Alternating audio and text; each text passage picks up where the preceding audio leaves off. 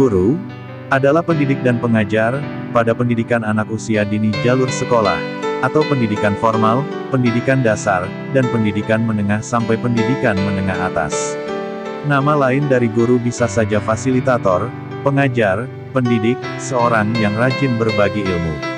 Tempat kerja guru bisa di sekolah, tempat les dan sebagainya. Guru adalah panutan buat murid, juga buat orang lain. Guru profesi yang mulia, dan insya Allah membawa berkah. Selamat Hari Guru Nasional, jangan lupa untuk subscribe, ikuti dan bagikan video ini, terima kasih.